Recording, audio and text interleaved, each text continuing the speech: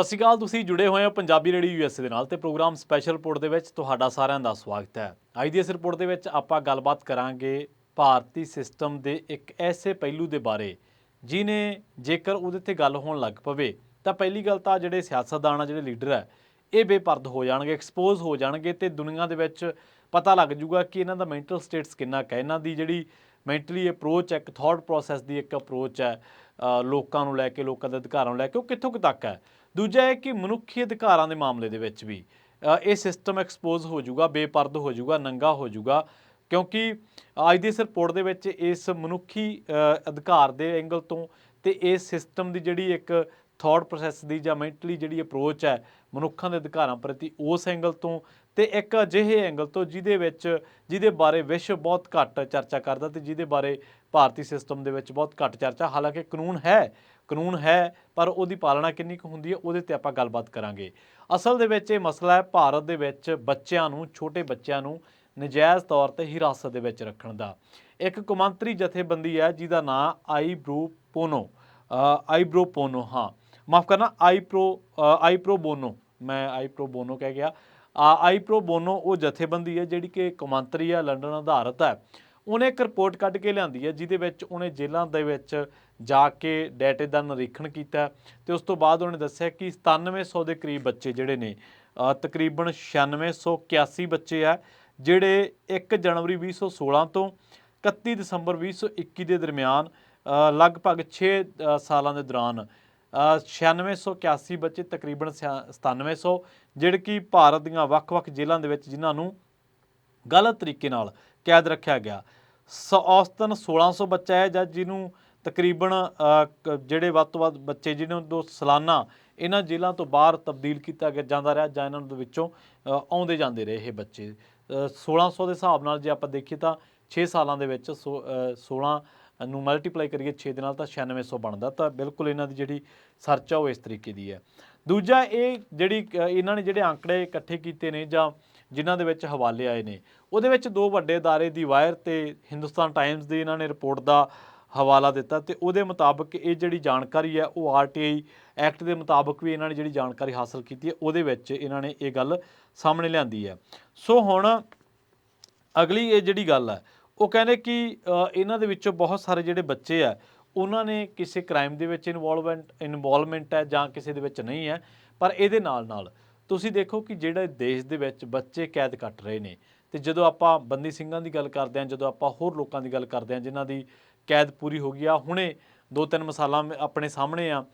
ਇੱਕ ਤਾਂ ਕਸ਼ਮੀਰ ਦਾ ਜਰਨਲਿਸਟ ਜਿਹਨੂੰ 6 ਸਾਲਾਂ ਬਾਅਦ ਰਿਹਾ ਕੀਤਾ ਗਿਆ। ਇਸ ਤੋਂ ਇਲਾਵਾ ਹੋਰ ਬਥੇਰੇ ਲੋਕ ਨੇ ਜਿਨ੍ਹਾਂ ਨੇ ਆਪਣੇ ਗੁਨਾਹ ਸਾਬਤ ਕੀਤੇ ਜਾਂ ਆਪਣੀ ਬੇਗੁਨਾਹੀ ਸਾਬਤ ਕੀਤੀ, ਪਰ ਉਸ ਤੋਂ ਬਾਅਦ ਇਹਨਾਂ ਵਕਫਾ ਉਹਨਾਂ ਨੂੰ ਜੇਲ੍ਹਾਂ ਦੇ ਵਿੱਚ ਰੱਖਿਆ ਗਿਆ ਕਿ ਜਦੋਂ ਉਹਨਾਂ ਦੀ ਰਿਹਾਈ ਹੋਈ ਤਾਂ ਉਸ ਰਿਹਾਈ ਦਾ ਕੋਈ ਚਾਅ ਹੀ ਨਹੀਂ ਚੜ੍ਹਿਆ। ਕਿਸੇ ਦੇ ਮਾਪੇ ਗੁਜ਼ਰ ਗਏ ਤੇ ਕਿਸੇ ਨਾਲ ਕਿਵੇਂ। ਪਿਛਲੇ ਦਿਨੀ ਇੱਕ ਬਹੁਤ ਵੱਡੀ ਜ਼ਿਰਾ ਹੋਈ ਹੈ ਈਡੀ ਨੂੰ ਲੈ ਕੇ ਭਾਰਤੀ ਸਿਸਟਮ ਦੇ ਵਿੱਚ, ਜੁਡੀਸ਼ਰੀ ਦੇ ਵਿੱਚ। ਉਹ ਕਹਿੰਦੇ ਕਿ ਈਡੀ ਪਰਚਾ ਦਰਜ ਕਰ ਲੈਂਦੀ ਹੈ, ਉਸ ਤੋਂ ਬਾਅਦ ਕਈ ਮੱਦਾਂ ਐਸੀਆਂ ਹੈ ਜਿੱਥੇ ਤੁਸੀਂ ਜ਼ਮਾਨਤ ਨਹੀਂ ਲੈ ਸਕਦੇ। ਜਦੋਂ ਤੁਸੀਂ ਜ਼ਮਾਨਤ ਨਹੀਂ ਲੈ ਸਕਦੇ, ਮੰਨ ਲਓ ਤੁਹਾਡੇ ਨਾਲ ਕੋਈ ਰਿਹਾ ਨਹੀਂਗਾ, ਫਿਰ ਤੁਸੀਂ ਆਪਣੀ ਬੇਗੁਨਾਹੀ ਕਿਵੇਂ ਸਾਬਤ ਕਰੋਗੇ। ਔਰ ਸਾਲਾਂ ਬੱਧੀ ਲੋਕ ਇਹਨਾਂ ਪਰਚਿਆਂ ਕਰਕੇ ਹਿਰਾਸਤਾਂ ਦੇ ਵਿੱਚ ਨੇ। ਇਸ ਕਰਕੇ ਹਮੇਸ਼ਾ ਚਰਚਾ ਦੇ ਵਿੱਚ ਰਹਿੰਦਾ ਇਹ ਸਿਸਟਮ, ਐਕਸਟਰਾ ਜੁਡੀਸ਼ੀਅਲ ਕਿਲਿੰਗਸ ਕਰਕੇ, ਐਕਸਟਰਾ ਜੁਡੀਸ਼ੀਅਲੀ ਡਿਟੇਨ ਕਰਕੇ, ਹਿਰਾਸਤ ਦੇ ਵਿੱਚ ਲੈ ਕੇ। ਸੋ ਇਹ ਬਹੁਤ ਵੱਡਾ ਮਾਮਲਾ ਹੈ। ਤੁਸੀਂ ਦੇਖੋ ਕਿ ਬੱਚਿਆਂ ਦੇ ਮਾਮਲੇ ਦੇ ਵਿੱਚ ਇਸ ਟਾਈਮ ਗਾਜ਼ਾ ਦੇ ਵਿੱਚੋਂ ਸਭ ਤੋਂ ਵੱਧ ਚਰਚਾ ਕਿਹੜੀ ਚੀਜ਼ ਦੀ ਆ?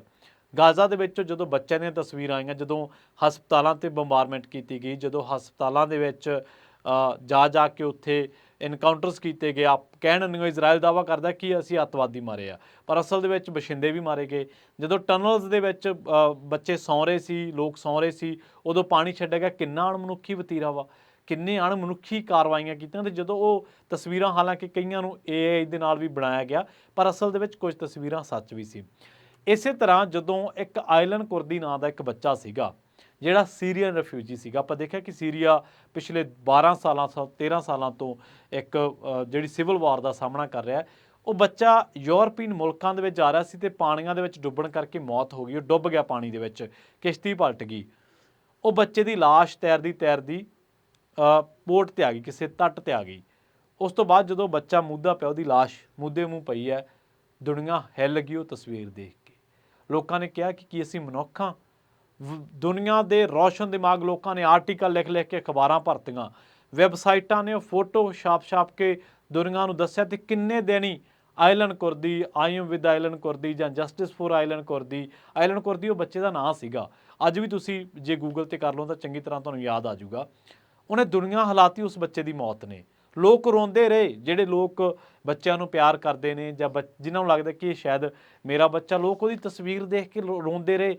ਕਰੋੜਾਂ ਲੋਕਾਂ ਨੇ ਆਪਣੇ ਡੈਸਕਟਾਪ ਤੇ, ਆਪਣੇ ਮੋਬਾਈਲ ਫੋਨ ਤੇ ਉਹ ਫੋਟੋ ਲਾਈ ਸੀ ਆਇਲਨ ਕੁਰਦੀ ਦੀ। ਅੱਜ ਵੀ ਲੋਕ ਗਾਜ਼ਾ ਦੇ ਵਿੱਚੋਂ ਬੱਚਿਆਂ ਦੀਆਂ, ਕਿਸੇ ਦੇ ਅੰਗ ਕੱਟੇ ਗਏ ਨੇ, ਕਿਸੇ ਦਾ ਅੰਗ ਟੁੱਟ ਗਿਆ, ਕਿਸੇ ਦੇ ਜ਼ਖਮੀ ਨੇ, ਉਹ ਲੋਕ ਫੋਟੋਆਂ ਭੁੱਲਦੀਆਂ ਹੀ ਨਹੀਂ। ਤੁਸੀਂ ਜੇ ਕਿਤੇ ਰੋਟੀ ਖਾਣ ਤੋਂ ਪਹਿਲਾਂ ਉਹ ਚੀਜ਼ਾਂ ਦੇਖ ਲੈਂਦੇ ਹੋ ਤਾਂ ਤੁਹਾਡੇ ਰੋਟੀ ਨਹੀਂ ਲੰਘਦੀ। ਜਿਹੜਾ ਬੰਦਾ ਗੈਰਤਮੰਦ ਆ, ਜਿਹੜਾ ਬੰਦਾ ਮਨੁੱਖਤਾਵਾਦੀ ਆ, ਉਹਦੇ। ਸੋ ਇਸ ਤਰ੍ਹਾਂ ਦੀਆਂ ਤਸਵੀਰਾਂ ਨੇ। ਇਸ ਤਰ੍ਹਾਂ ਜੇਕਰ ਤੁਸੀਂ, ਆਪਾਂ ਜਦੋਂ ਸਿੱਖ ਇਤਿਹਾਸ ਨੂੰ ਪੜ੍ਹਦੇ ਹਾਂ ਤਾਂ ਉਦੋਂ ਬੱਚਿਆਂ ਦੇ ਟੋਟੇ ਜਿਹੜੇ ਨੇ ਗਲਾਂ ਦੇ, ਉਹ ਆਪਣੇ ਗਲਾਂ ਦੇ ਵਿੱਚ ਪਵਾਏ ਮਾਵਾਂ ਨੇ, ਆਪਦੇ ਜਿਗਰ ਦੇ ਟੋਟੇ, ਬੰਦਾ ਸਿੰਘ ਬਹਾਦਰ ਦੇ ਨਾਲ। ਸੋ ਸਦੀਆਂ ਤੋਂ ਸੱਤਾ ਦਾ ਜਿਹੜਾ ਜ਼ੁਲਮ ਆ ਉਹ ਉਮਰ ਨਹੀਂ ਵੇਖਦਾ। ਕਹਿਣ ਤੋਂ ਭਾਵ ਇਹ ਹੈ, ਉਮਰ ਨਹੀਂ ਵੇਖਦਾ, ਤੇ ਇਸ ਕਰਕੇ ਬਹੁਤ ਸਾਰੇ ਬੱਚਿਆਂ ਨੂੰ ਡਿਟੇਨ ਕੀਤਾ ਜਾਂਦਾ। ਹਾਲਾਂਕਿ ਇਸ ਸਿਸਟਮ ਦੇ ਵਿੱਚ ਇਹ ਵੀ ਤੁਹਾਨੂੰ ਮੈਂ ਇੱਕ ਮੱਦ ਪੜ੍ਹ ਕੇ ਸੁਣਾਉਣਾ ਵਾ, ਦੱਸਦਾ ਵਾਂ ਕਿ ਜਿਹੜੀ ਮੱਦ ਹੈ ਸੰਵਿਧਾਨ ਦੀ, ਉਹਦੇ ਤਹਿਤ ਕੀ ਕੀਤਾ ਜਾ ਸਕਦਾ ਜਾਂ ਉਹਦੇ ਤਹਿਤ ਨਹੀਂ ਕੀਤਾ ਜਾ ਸਕਦਾ। ਇਹ ਜਿਹੜੇ ਇਹਨਾਂ ਦੇ ਵਿੱਚੋਂ ਬੱਚੇ ਆ, ਇਹਨਾਂ ਦੇ ਵਿੱਚ ਇਹ ਵੀ ਕਿਹਾ ਗਿਆ ਕਿ ਦਿੱਲੀ ਦੇ ਤਿਹਾੜ ਜੇਲ੍ਹ, ਜਿਹੜਾ ਤਿਹਾੜ ਹੈ, ਉੱਥੇ ਲਿਆਂਦੇ ਗਏ ਸੀ 730 ਬੱਚੇ। ਉਹਨਾਂ ਦੇ ਵਿੱਚੋਂ ਸਿਰਫ 22 ਹੈ ਜੇ ਸੀ ਜਿਨ੍ਹਾਂ ਨੂੰ ਇੱਕ ਹਫ਼ਤਾ ਰੱਖਿਆ ਗਿਆ। ਉਹ ਕਹਿੰਦੇ ਹੁਣ ਜੇਲ੍ਹ ਅਧਿਕਾਰੀ ਸਫਾਈਆਂ ਦਿੰਦੇ ਆ ਕਿ ਬੇਸ਼ੱਕ ਇਹਨਾਂ ਨੂੰ ਰੱਖਿਆ ਤਾਂ ਸੀ ਇੱਕ ਹਫ਼ਤਾ ਹੀ ਹੈ, ਪਰ ਕਿਉਂਕਿ ਇਹਨਾਂ ਦੀ ਐਂਟਰੀ ਤਿਹਾੜ ਦੇ ਵਿੱਚ ਹੋ ਗਈ ਹੈ। ਇਹਦੇ ਨਾਲ ਜਿਹੜਾ ਇਹਨਾਂ ਨੇ ਇਹ ਸਰਵੇ ਕੀਤਾ, ਉਹ ਕੀਤਾ 570 ਜ਼ਿਲ੍ਹਾ ਤੇ ਕੇਂਦਰੀ ਜੇਲ੍ਹਾਂ ਦਾ, 570, ਜਿਹੜਾ ਕਿ 50% ਬਣਦਾ ਵਾ। ਤੇ ਜੇਕਰ ਦੂਜੇ 50% ਦੇ ਵਿੱਚ ਕੀਤਾ ਜਾਂਦਾ ਤਾਂ ਕਿੰਨੀ ਹੋਰ ਗਿਣਤੀ ਨਿਕਲ ਕੇ ਸਾਹਮਣੇ ਆਉਂਦੀ। ਸੋ ਇਹਦੇ ਵਿੱਚ ਇਹ ਵੀ ਗੱਲ ਸਾਹਮਣੇ ਆਈ ਹੈ ਕਿ ਮੱਧ ਪ੍ਰਦੇਸ਼, ਪੱਛਮ ਬੰਗਾਲ, ਨਾਗਾਲੈਂਡ ਤੇ ਲਦਾਖ ਤੇ ਹੋਰ ਕੇਂਦਰ ਸ਼ਾਸਿਤ ਪ੍ਰਦੇਸ਼ ਆ, ਜਿਨ੍ਹਾਂ ਦੇ ਜਵਾਬਾਂ ਦੇ ਵਿੱਚ ਇੱਕ ਬਹੁਤ ਵੱਡੀ ਖਾਮੀ ਪਾਈ ਗਈ, ਜਿਹਦੇ ਵਿੱਚ ਇਹ ਕਿਹਾ ਗਿਆ ਕਿ ਇਹਨਾਂ 4 ਥਾਵਾਂ ਤੇ ਕੁੱਲ 85 ਜ਼ਿਲ੍ਹਾ ਤੇ ਕੇਂਦਰੀ ਜੇਲ੍ਹਾਂ ਨੇ ਜਿਨ੍ਹਾਂ ਤੋਂ ਡਾਟਾ ਹੀ ਗਾਇਬ ਮਿਲਿਆ। ਮਤਲਬ ਤੁਸੀਂ ਇਹ ਮੰਨੋ ਕਿ ਭਾਰਤ ਦੇ ਵਿੱਚ 1 ਜਨਵਰੀ 2016 ਤੋਂ ਲੈ ਕੇ 31 ਦਸੰਬਰ 2021 ਦੇ ਵਿੱਚ ਲਗਭਗ 6 ਸਾਲਾਂ ਦੇ ਵਿੱਚ 9681 ਬੱਚਿਆਂ ਨੂੰ ਗਲਤ ਤਰੀਕੇ ਨਾਲ ਹਿਰਾਸਤ ਦੇ ਵਿੱਚ ਰੱਖਿਆ ਗਿਆ, ਕੈਦ ਰੱਖਿਆ ਗਿਆ। ਇਹ ਡਾਟਾ ਸਿਰਫ 50% ਦੀ ਜੇਲ੍ਹਾਂ ਦਾ ਹੈ, ਰਾਜਾਂ ਦੇ ਤੇ ਕੇਂਦਰ ਸੈਂਟਰਲ ਜੇਲ੍ਹਾਂ ਜਿਹਨਾਂ ਨੂੰ ਆਪਾਂ ਕਹਿ ਦਿੰਦੇ ਹਾਂ। ਜਿਹੜੀ ਇਹ ਆਈ ਪ੍ਰੋ ਬੋਨੋ ਹੈ, ਇਹਨਾਂ ਦੀ ਵੈਬਸਾਈਟ ਤੇ ਮੈਂ ਜਾ ਕੇ ਦੇਖਿਆ ਤਾਂ ਇਹ ਇੱਕ ਕੌਮਾਂਤਰੀ ਜਥੇਬੰਦੀ ਹੈ ਜਿਹਦੇ ਦਫ਼ਤਰ ਵੱਖ-ਵੱਖ ਦੇਸ਼ਾਂ ਦੇ ਵਿੱਚ ਵੀ ਹੈਗੇ ਨੇ, ਤੇ ਇਹ ਮਨੁੱਖੀ ਅਧਿਕਾਰਾਂ ਦੇ ਨਾਲ ਸੰਬੰਧਿਤ ਮਾਮਲਿਆਂ ਦੇ ਵਿੱਚ ਰਿਪੋਰਟਾਂ ਲੈ ਕੇ, ਜਿਹੜੀ ਆਈ ਪ੍ਰੋ ਬੋਨੋ ਹੈ, ਇਹ ਰਿਪੋਰਟਾਂ ਲੈ ਕੇ ਆਉਂਦੀ ਹੈ। ਸੋ ਇਹਦੇ ਵਿੱਚ ਆਪਾਂ ਇੱਕ ਹੋਰ ਨੁਕਤੇ ਤੇ ਵੀ ਜਿਹੜੀ ਆ ਉਹ ਚਰਚਾ ਕਰਦੇ ਹਾਂ, ਪਰ ਉਸ ਤੋਂ ਪਹਿਲਾਂ ਆਪਾਂ ਪੰਜਾਬ ਦੇ ਬਾਰੇ ਵੀ ਚਰਚਾ ਕਰਾਂਗੇ ਕਿ ਪੰਜਾਬ ਦੀਆਂ ਜੇਲ੍ਹਾਂ ਦੀ ਇਸ ਮਾਮਲੇ 'ਚ ਕੀ ਹਾਲਾਤ ਹੈ। ਅਸਲ ਦੇ ਵਿੱਚ 2015 ਦਾ ਇੱਕ ਕਾਨੂੰਨ ਹੈ, 2015 ਦੇ ਵਿੱਚ ਕਹਿ ਲਓ ਜਾਂ ਇੱਕ ਮੱਦ ਹੈ, ਜਿਹਦੇ ਤੌਰ ਤੇ ਆਈ ਪ੍ਰੋ ਬੋਨੋ ਨੇ ਇਹ ਦਾਅਵਾ ਕੀਤਾ ਆਪਣੇ ਪ੍ਰੈਸ ਬਿਆਨ ਦੇ ਵਿੱਚ ਕਿ ਨਿਆਂ, ਬੱਚਿਆਂ ਦੀ ਦੇਖਭਾਲ ਤੇ ਸੰਰਕਸ਼ਣ, ਜਿਹੜਾ ਹਿੰਦੀ ਦਾ ਲਫ਼ਜ਼ ਹੈ, ਦੋਨਾਂ ਦੀ ਦੇਖਭਾਲ, ਉਹਨਾਂ ਦਾ ਇੱਕ ਨਿਆਂ, ਜਿਹਦੇ ਵਿੱਚ ਇਹ ਕਾਨੂੰਨੀ ਤੌਰ ਤੇ ਜ਼ਰੂਰੀ ਹੈ ਕਿ ਜੇਕਰ ਕਿਸੇ ਬੱਚੇ ਨੇ ਕੋਈ ਅਪਰਾਧ ਕੀਤਾ ਹੈ ਜਾਂ ਉਹਨੂੰ ਦੋਸ਼ੀ ਪਾਇਆ ਜਾਂਦਾ ਤਾਂ ਉਹਨੂੰ ਇੱਕ ਜਿਹਨੂੰ ਆਪਾਂ ਕਹਿੰਦੇ ਨੇ ਹਿੰਦੀ ਦੇ ਵਿੱਚ ਸ਼ਬਦ ਆ ਉਚਿਤ, ਪਰ ਉਹਨੂੰ ਇੱਕ ਠੀਕ ਜਾਂ ਇੱਕ ਐਸੇ ਥਾਂ ਤੇ ਰੱਖਿਆ ਜਾਣਾ ਚਾਹੀਦਾ ਜਿੱਥੇ ਜਿਹੜਾ ਬਾਲ ਸੁਧਾਰ ਘਰ ਹੋਵੇ ਤੇ ਜਿੱਥੇ ਪ੍ਰੋਪਰ ਸਕੂਲ ਹੋਵੇ, ਇੱਕ ਸਟੇਡੀਅਮ ਹੋਵੇ ਜਾਂ ਇੱਕ ਗਰਾਊਂਡ ਹੋਵੇ, ਇੱਕ ਐਸੀ ਵਿਵਸਥਾ ਕਹਿ ਸਕਦੇ ਹਾਂ ਆਪਾਂ ਇਹਨੂੰ, ਜਿਹੜੀ ਜਿੱਥੇ ਕਿਸੇ ਬੱਚੇ ਦਾ ਮਾਨਸਿਕ ਵਿਕਾਸ ਰੁਕੇ ਨਾ।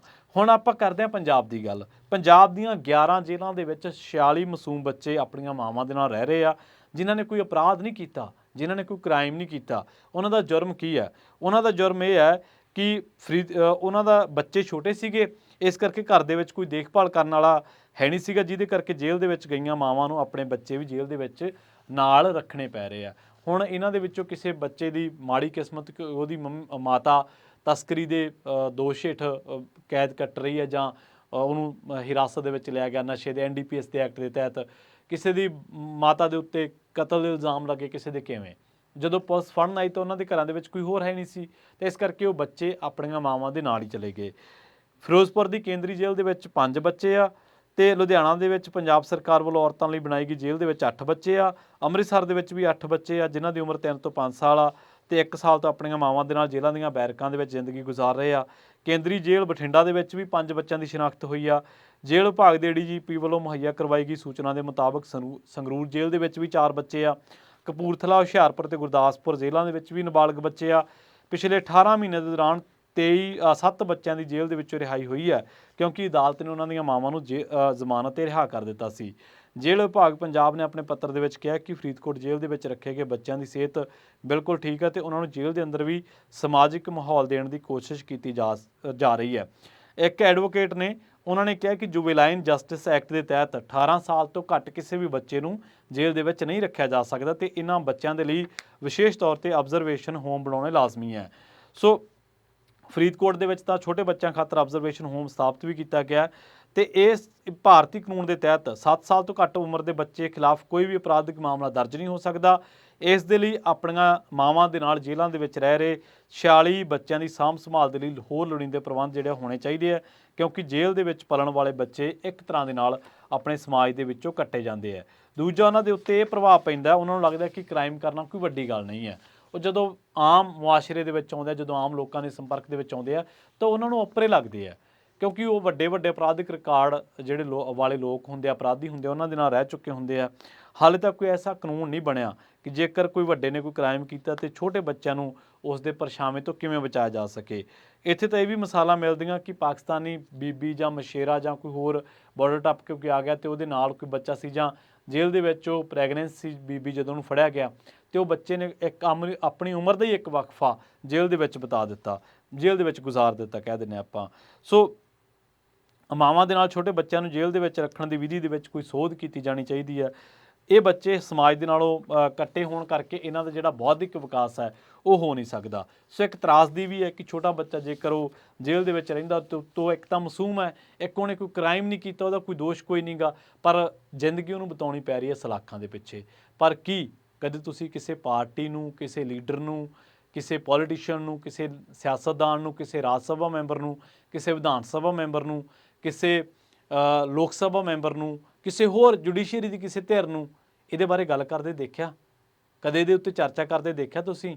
ਉਲਟਾ ਇੱਥੇ ਤਾਂ ਜਿਹੜੇ ਲੋਕ ਮਨੁੱਖੀ ਅਧਿਕਾਰਾਂ ਦੀ ਪੈਰਵਾਈ ਕਰਦੇ ਆ, ਐਮਨੈਸਟੀ ਇੰਟਰਨੈਸ਼ਨਲ ਵਰਗੇ ਲੋਕ ਜਾਂ ਹੋਰ ਲੋਕ ਜਿਨ੍ਹਾਂ ਦੇ ਬਾਰੇ ਇਹ ਕਿਹਾ ਜਾਂਦਾ ਕਿ ਜਦੋਂ ਉਹਨਾਂ ਨੇ ਮਨੁੱਖੀ ਹੱਕਾਂ ਦੀ ਗੱਲ ਕੀਤੀ, ਜਦੋਂ ਉਹਨਾਂ ਨੇ ਮਨੁੱਖੀ ਅਧਿਕਾਰਾਂ ਦੀ ਗੱਲ ਕੀਤੀ ਤਾਂ ਉਲਟਾ ਉਹਨਾਂ ਨੂੰ ਸਾਫ਼ ਹੀ ਕਰ ਦਿੱਤਾ ਗਿਆ।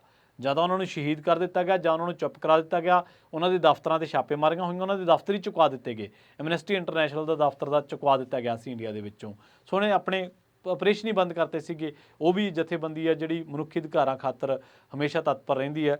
ਸੋ ਆਈ ਪ੍ਰੋ ਬੋਨੋ ਜਿਹੜੀ ਹੈ ਇਹਨੇ ਵੱਖ-ਵੱਖ ਦੇਸ਼ਾਂ ਦੇ ਐਨਾਲਿਸਿਸ ਕੀਤੇ ਆ ਔਰ ਇਹ ਵੀ ਕਿਹਾ ਗਿਆ ਕਿ ਜਿਹੜੇ ਸੁਪਰੀਮ ਕੋਰਟ ਦੇ ਮੁੱਖ ਜੱਜ ਨੇ, ਜਿਹੜੇ ਸੁਪਰੀਮ ਕੋਰਟ ਦੇ ਜਿਹੜੇ ਸਮਿਤੀ ਦੇ ਜਿਹੜੇ ਕਮੇਟੀ ਦੇ ਅਧਿਆਕਸ਼ ਪ੍ਰੈਜ਼ੀਡੈਂਟ ਮਾਫ ਕਰਨਾ ਰਵਿੰਦਰ ਭੱਟ, ਉਹਨਾਂ ਨੇ ਕਿਹਾ ਕਿ ਰਾਜਾਂ ਦੇ ਵਿੱਚ ਅਸੀਂ ਕਿਹਾ ਹੋਇਆ ਕਿ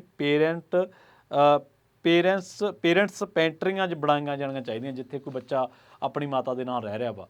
ਇਹਨਾਂ ਦੇ ਕਸੂਰ ਕੋਈ ਨਹੀਂ ਗੇ, ਇਹਨਾਂ ਦੇ ਕਸੂਰ ਇਹੀ ਹੈ ਕਿ ਇਹਨਾਂ ਦੇ ਜੀਆਂ ਜਿੰਨਾ ਵੱਡ ਵਡੇਰੇ ਆ, ਜਿਹੜੇ ਇਹਨਾਂ ਦੇ ਮਾਪੇ ਆ, ਉਹਨਾਂ ਨੇ ਕਿਸੇ ਨਾ ਕਿਸੇ ਮਾਮਲੇ ਦੇ ਨਾਲ ਗੈਰ ਕਾਨੂੰਨੀ ਕਾਰਵਾਈ, ਗੈਰ ਸਮਾਜੀ ਕਾਰਵਾਈ ਦੇ ਵਿੱਚ ਉਹਨਾਂ ਦੀ ਸ਼ਮੂਲੀਅਤ ਸੀਗੀ, ਇਸ ਕਰਕੇ ਕੈਦਾਂ ਕੱਟ ਰਿਹਾ। ਸੋ ਲਿਹਾਜ਼ਾ ਇਹਨਾਂ ਦੇ ਨਾਲ ਨਿਆਂ ਹੋਣਾ ਚਾਹੀਦਾ।